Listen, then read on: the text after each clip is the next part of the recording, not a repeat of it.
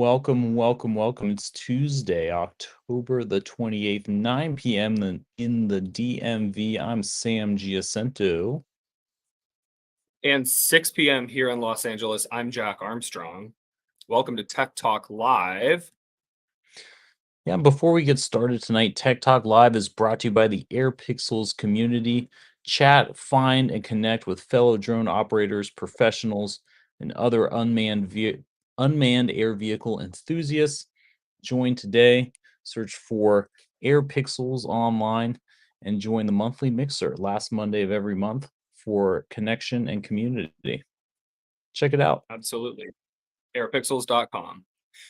Well, so lots of interesting things today. We've got some news to discuss. And also, I don't know if you want to start with Aurora, but it was fascinating because I don't think it doesn't get a lot of discussion. I mean, for what they've been doing, this is a company that is going to be returning to humanless operations next year. They've been developing driverless long haul trucks, and they have been doing this on public roads. Uh, but it again, like it really has not been discussed a lot. Like I think we hear Waymo, we hear Tesla, we hear these companies a little bit more because they're more public and consumer facing. But Aurora has really been doing a lot behind the scenes and kind of interconnecting logistics networks. And yeah, they've been seeming to do a lot. I'm, not as familiar with them, but in seeing the Forbes article that was published today about this their next gen platform coming up, it looks interesting. They've been running trucks between Texas from Fort Worth to El Paso, and they're continuing operations between Dallas and Houston. And they have freight operators, a couple large looks like clients they've been working with for these 600-mile freight runs in Texas. So kind of interesting. I mean, I feel like a tired truck driver might pose more of a threat, or even a regular long distance road tripper might pose more of a threat than a highly trained self-driving truck. But obviously, a truck accident could be more fatal should something go wrong, and if that truck is fully loaded, right? So anyway, yeah, thoughts on this article today, Sam? How are we breaking down this Aurora ramping up with this new platform in early 2026? So Aurora, yeah, no, it's interesting from the fact you mentioned how drivers get tired, right? So when you own a trucking outfit, you have an asset which must sit unused for 8 hours a day. It's horrible, right? The fact that humans need to sleep. So this is a thorn in the side of the trucking industry, these pesky, mandated rest periods. So essentially, what if a robot could do it? Is kind of the you're already looking at a one-third improvement of your potential, you know, overall revenue. And I've actually seen a few demos, I guess, of the Aurora technology. And it's rather, I mean, I hate to say it, but it's rather impressive. I mean, given that it has the advanced sensor suite, it's able to see cars that are pulled over in the pitch black of night, and preemptively move over to give them a little extra room, as is just good practice if it's safe to do so. But they're able to sort of see and move well before a human driver would sort of catch it in their headlights, and have to make a split second decision to do so. And this kind of counteracts our good friend Elon's claim, where vision, is simply enough to, um, you know, you know, perform self-driving. And while it certainly could be, I think that's an excellent example of how, when you do have enhanced sensor, uh, in enhanced sensor suite, um, you're able to sort of at least make these preemptive safety decisions. So what I've seen, at least from a demo perspective, it seems very impressive. Um, Now, obviously, this is sort of, from a societal standpoint, this will be perhaps the largest disruption in terms of, driving a truck is a very popular job. So, having this automated, could really upend the industry. And as a final point, I will say, remember the Tesla semi truck? Whatever happened to that? It's like every week, you have to ask. But, so this, at least is well beyond the Tesla semi in terms of like, well, number one, it's actually driving around. And number two, it seems to have, it seems to be a functioning prototype. So again, it's quite interesting to sort of see it in action and a little bit scary, but if it can help reduce the risk, so be it. It's not without its societal upheaval though.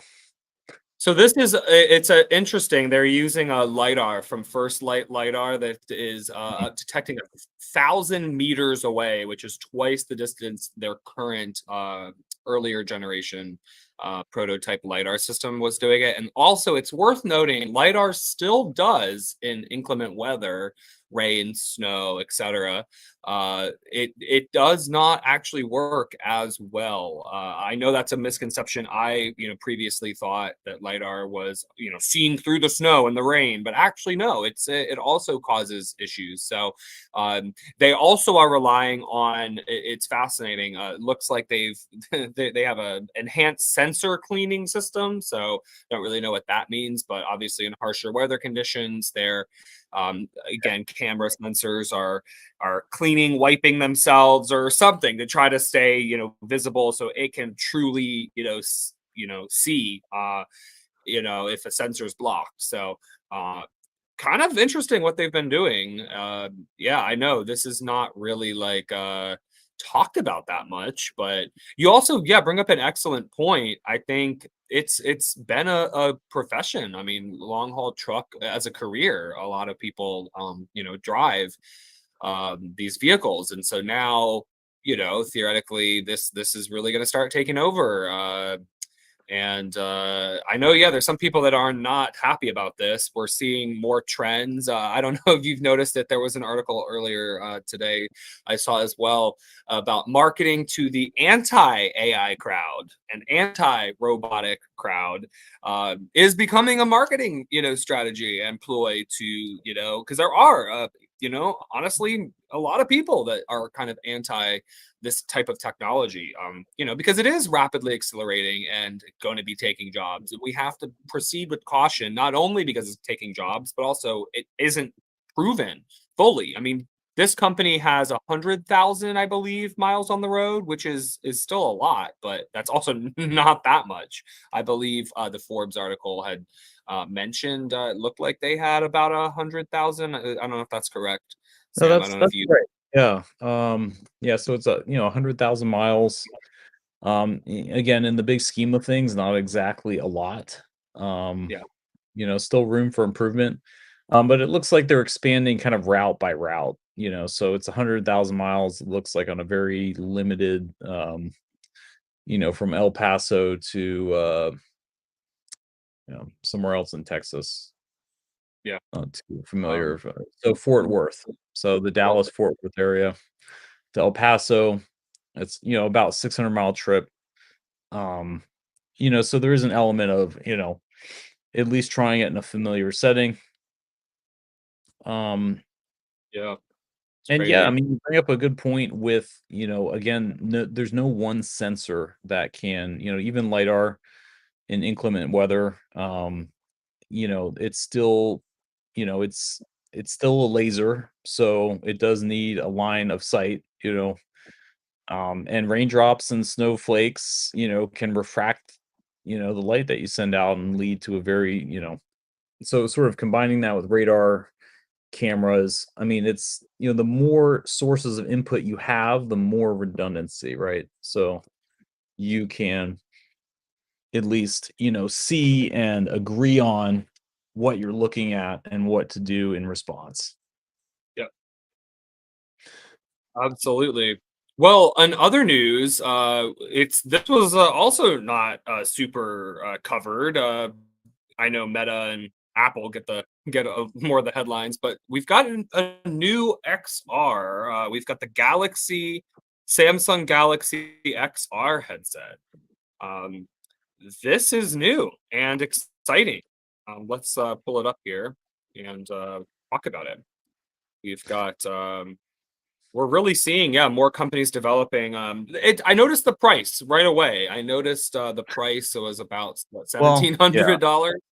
So this is fascinating, kind of in the middle of quality price uh, here. So I mean, yeah, in yeah, short, it's half the price of the Vision Pro, right? So just yeah. just to throw that out there, okay? Um, And this shares to me, it shares design similarities from the Meta Quest Pro with this front a little bit it does here. sound similar, yeah, it's, more or less, you can kind of visually see the cameras, they don't really, I mean, they do attempt to hide them, but it's not, they are pretty visually apparent, I guess, from, at least looking at, Yeah, and also a native Netflix app as well, which I guess is something the Vision Pro distinctly lacked, is something I noticed. Uh, also, so yeah, no, yeah, you that's already also have a killer app you can use, um, at least, right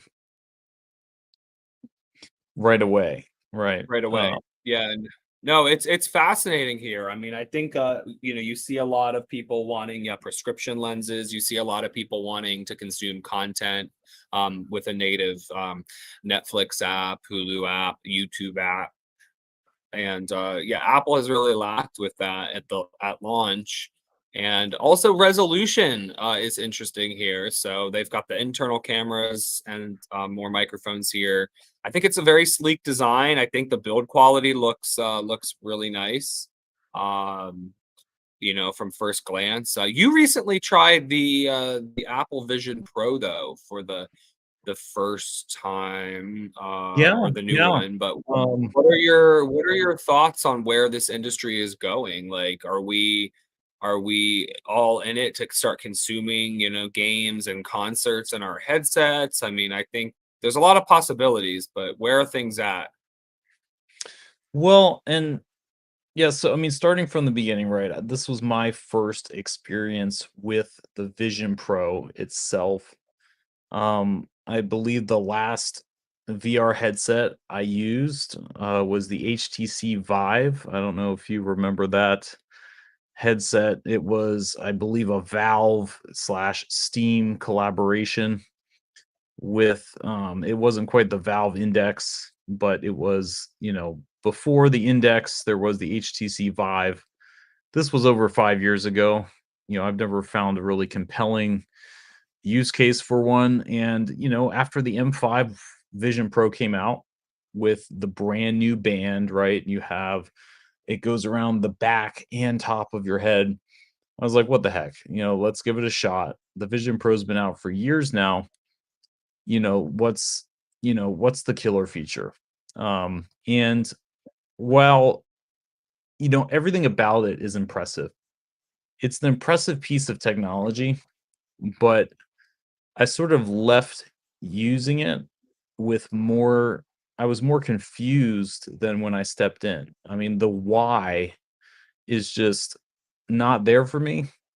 Yeah. I wouldn't say I'm an AI enthusiast. It's just more so like who would use this and why would they use it is sort of my main question with, really the Vision Pro and any other VR headset.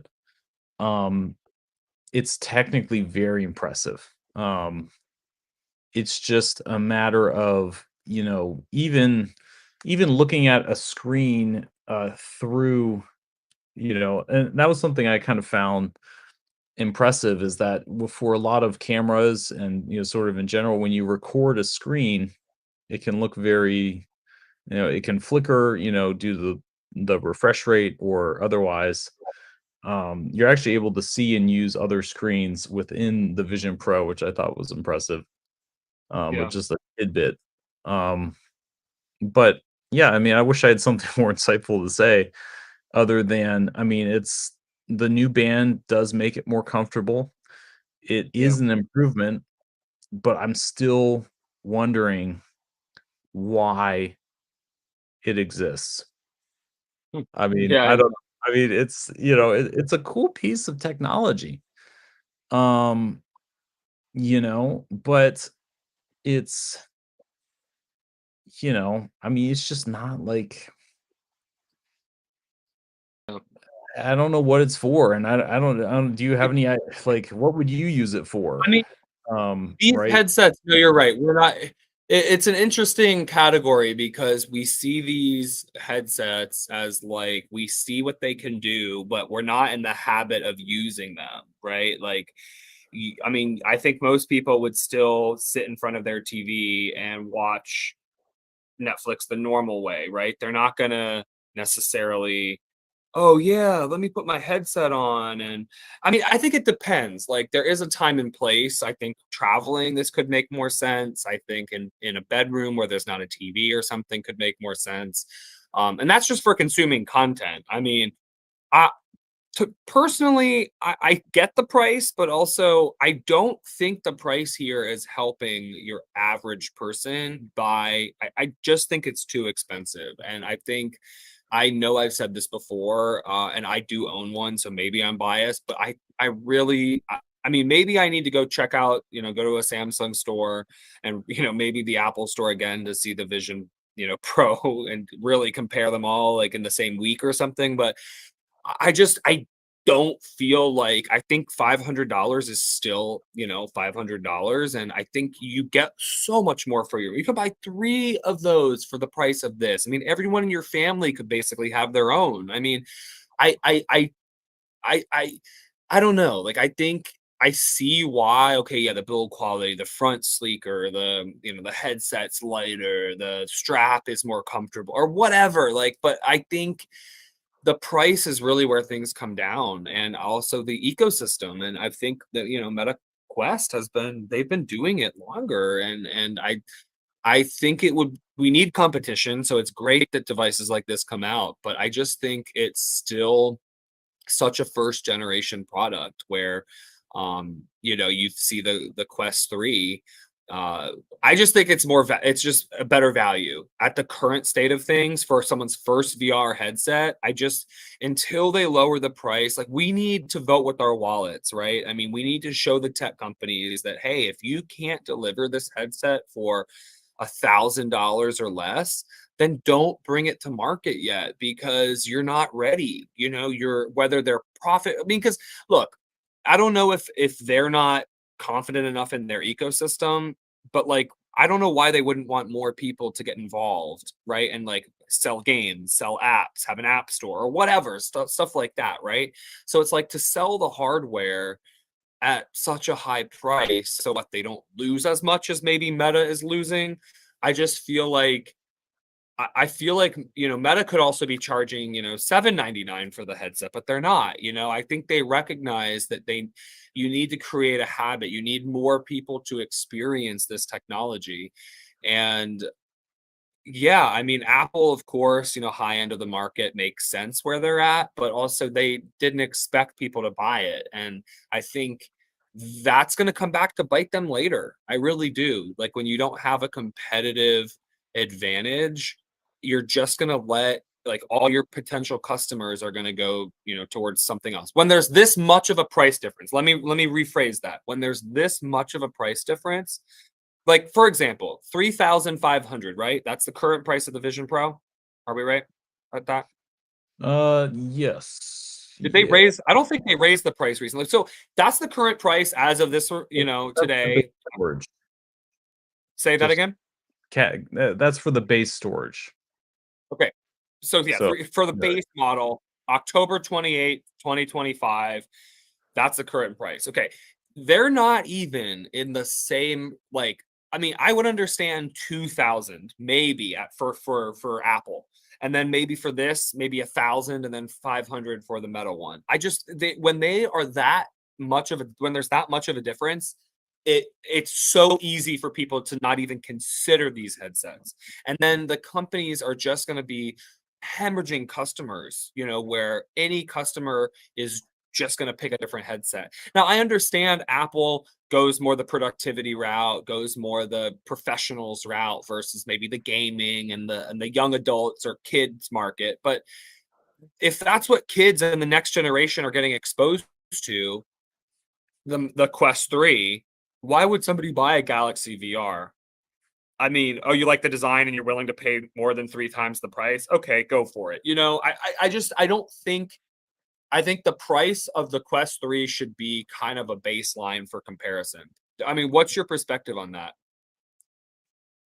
Well, I think you're right, just as far as, like, that's more or less I mean, that's your main competitor as far as price and features. I mean, I do think at least the Galaxy XR provides a unique experience. I mean, it's the first, we talked about Android XR for headsets and how they, you know, how it will provide, an augmented reality operating system. This is the first headset to provide that. So if you are in the Google ecosystem, it's a great option to look at. But then again, like I don't know what specifically from a software perspective this offers. And it's also like I don't even know like, VR headsets in general, like how are they selling? What are people using them for realistically? Because again, like I remember 2022 just like everybody else. I mean, before AI, it was all the metaverse, and like this was going to be the next huge thing and like all the amount of hype and just general, BS surrounding it. And now it's just like, okay, you don't it's like where's the killer app? Yeah, I mean, absolutely. I don't know, and that's I still like again, the more I use this stuff, I mean, I think the most fun I've had in VR is with Beat Saber. I don't know if you've ever played that game where it's like you slash bricks that are coming at you. I mean, it's actually like a decent workout, to like just be sitting there waving around like you're a frantic, individual. I mean, it's just but that's also like, that can't be the killer app for like a $2,000 device. So Yeah. again, Well, not entirely sure what to think about it. I also think it's funny, like when Apple came out with the iPhone, kind of another little comparison, right? I mean, we saw Android phones as an alternative in the same price range and actually slightly cheaper, right? What I don't understand about these companies, it's just we've never seen a device category with this degree of price differential. It just is amazing. $500 MetaQuest 3, brand new, great tech, excellent ecosystem, more established. And then you've got 3,500 with the Apple Vision Pro. And then you've got something in the middle here with the Galaxy XR. It's just like it doesn't make any sense to me. And also, Apple is more popular. So like if you're gonna spend 18 or excuse me, seven, yeah, basically 1,800 for this, why not I hate to say it, like, can you splurge a little? Like, I don't know. I don't know where this is falling into. I mean, just the price difference, it just blows me away. Anyway, I can't drill that anymore. But I think this is cool. We need competition, but I'd like to see the price come down. Like this is still just too expensive. And I don't know if it's their manufacturing. Meta's the only one that's like nailing manufacturing. I just don't get it. But um, a headset's a headset. You put it on and you see in VR. Okay. So to your user, it doesn't really matter. Like is it a Quest 3? Is it a Vision Pro? Sure, they might feel a little different. One might have a little higher this or that or better, whatever. Every device has its own like pros and cons, but the price differential, we've never seen tech with this first generation and second generation tech with this degree of differential. I don't know if you could think of another example for that, but anyway, it still just blows me away how overpriced these headsets are. It's like they don't want them to sell. It's like they want Meta to win. Like it's funny. I wish this was 1,000, you know, like or 900. I mean, I think it would do better. And then Apple, of course, could still be, half the price they're Yeah, at now. I mean, I just yeah, it pie in the has sky, it yeah, yeah. to be honest, I know that I think it is manufacturing. I really do. I think it's the concave and convex lens elements, and then I think it's how they do the pancake. Because the Quest 3, by the way, in my opinion, do not consider the Quest 3S. I do not think the lens mechanism is worth it. It's basically the Quest 2 repackaged with a better processor. Quest 3, way to go, better design with the lenses, and it really makes a difference. It's a much higher resolution, and I don't know. I just feel like it has to be the manufacturing process with this. I mean, come on, the headset strap is not what's costing them money. Maybe the battery, maybe the custom battery, or the manufacturing process has to be where it's at. But anyway, still just kind of blows me away at the price differential. So, we have another story today. You ready to move on to it? Yeah, no, we have to talk about saving the best for last, right? It turns out that OpenAI is taking the non out of the non-profit.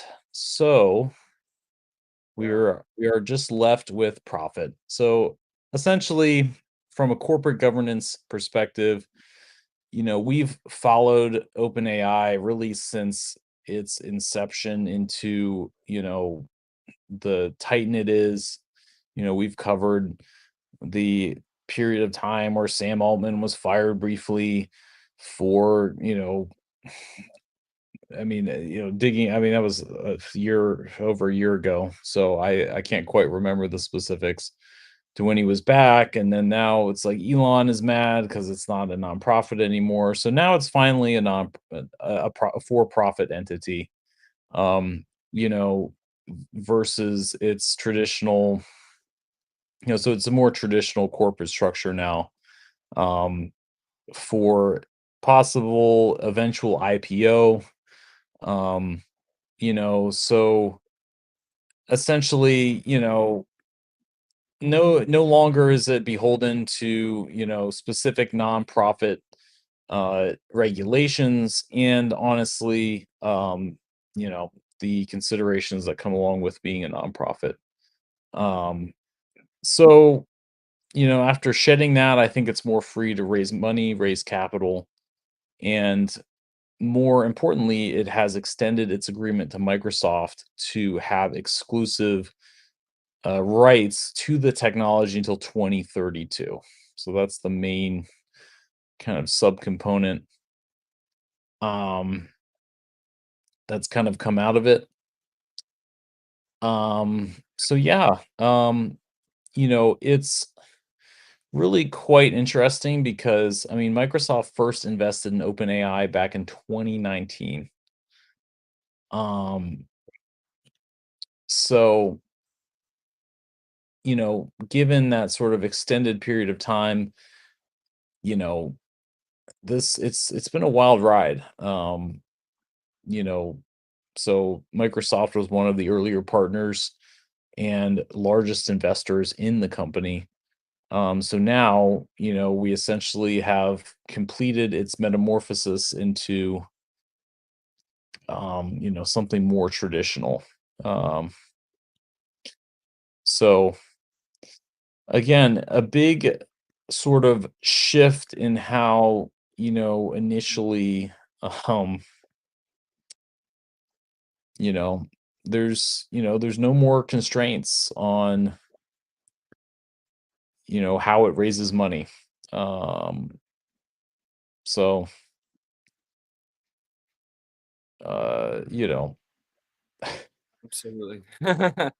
Well, so yeah, we need to be worried about what they're up to and new features that they're coming out with, which yeah, whether it's parental controls or adult content stuff, I think it's going to be very interesting. I saw, an article exploring new income and revenue streams where this is could potentially has, you know, maybe the workings of, you know, I don't know. Like I think we've seen, yeah, like we haven't really seen it be unhinged before, I guess. I mean, it sometimes can get there, but I don't think it's really gotten there. Uh, so now it's just allowing people to go crazy, which is crazy to say to think. well, and this kind of comes on the back of, something you mentioned, also previously, is that, kind of going back to a post that was made 2 weeks ago, by Sam Altman on Twitter.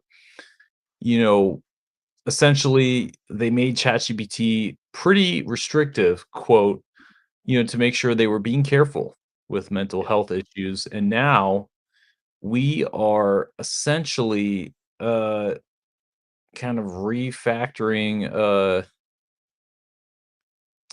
we're basically adding more erotica for verified adults, because as part of our quote, treat adult users like adults, quote, principle.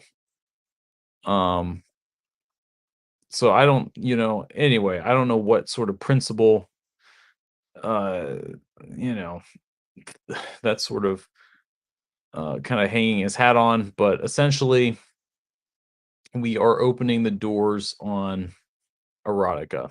So, whether that, sort of, I mean, we already have issues with parasocial, uh, relationships with AI. I don't know how you feel about this, but, I don't think it is necessarily, you know, is this a good thing? Is this just going to increase the amount of parasocial relationships? I don't know. Yeah. Um, so Yeah, I think it's walking a fine line. I mean, we see mental health, affecting and loneliness affecting people. We see, kids using this, and being told to, harm themselves, and then now we're going to see this potentially affecting what adults again, their mental health, and now making them feel good, but then I think they'll end up feeling worse about it not being a real person. So I mean, these artificial relationships that you develop with whatever chatbot it is, and again, don't even get us started on memories, privacy, stuff like that. I mean, I think it's going to start knowing yep. you, remembering you. I mean, if you and again, if you use it as like, I don't know, I don't know. I think there's a time and place for everything, everything in moderation. However, it's also easy to get addicted to something, especially when you bring erotic content into the mix, because your brain just works differently when it's exposed to that. And then when you envision the AI being your idealized way, yeah, I don't know. We'll have to see if I don't know if anybody's listening who's a psychologist. That might be a fascinating discussion to talk about, to bring them on. So if you're interested, welcome to email us at hello@techtalklive.xyz. We'd love to have you on. But yeah, fascinating with seeing how this is going to affect people. Uh, Probably overall, probably not for the best. And that's my sad opinion on that. I think we'll see some outlier cases, but I don't know. It's a dangerous field we're going into. Also, as ChatGPT is implementing better parental controls, so that's good. But then also kind of opening up on the adult side of things. Kind of opening the floodgates. So kind of an odd changes coming soon to ChatGPT. I don't know what encouraged this. I really don't know what encouraged Hmm, such yeah, what the people conversion, want. Is that's this really what they want? focus pressure. I don't I know. mean, I the mean, thing is, like, they're for yeah, profit. They're for profit. Now, I think, look, again, we'll have to see when it comes out how it works, but like we'll have to see because OnlyFans has also had issues, with obviously people connect with a real person, but then, is it really an AI or is it, hey, like I don't know. And I think that there have been certain people in that industry that see AI as a way to uh be themselves, but also save their time and also allow their people to interact. Uh, I mean, think about it. It wouldn't be that hard to train your style of messaging to an AI to flirt with your audience. I mean, again, this is already kind of being done. So anyway, fascinating stuff, but yeah, not really much on the tech side other than just it's basically a RAG model, right? well, yeah, I mean, we're kind of moving into the, human psychology. I mean, this is how we coexist with the technology. Because in a lot of ways, like, these models are capable of generating all sorts of, things that aren't so great, but, from a safety perspective, and, really from a moral perspective too, there's all sorts of just it just gets hairy. But the thing is, like, if it means that more people pay for a subscription, I guess that's okay. We're kind of offloading and this is kind of where it's, individual responsibility versus collective, I mean, we all have to live with the consequences of the decisions that individuals make sometimes. And being, more or less addicted to a GPT sex bot is probably not going to have positive external implications for society. But, Never know. We'll see. we'll find out, same time Hey, next week. invitation. If anybody's listening who's a psychologist or has input on this topic, please We'd love to come have you join on. us.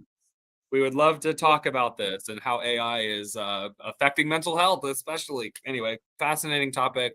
But yeah.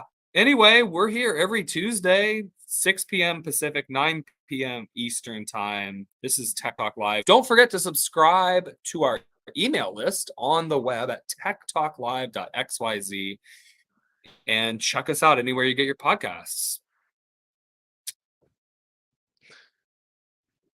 Yeah, we'll be back next week, same time, 9 p.m. Eastern, 6 p.m. Pacific. Thank you for tuning in.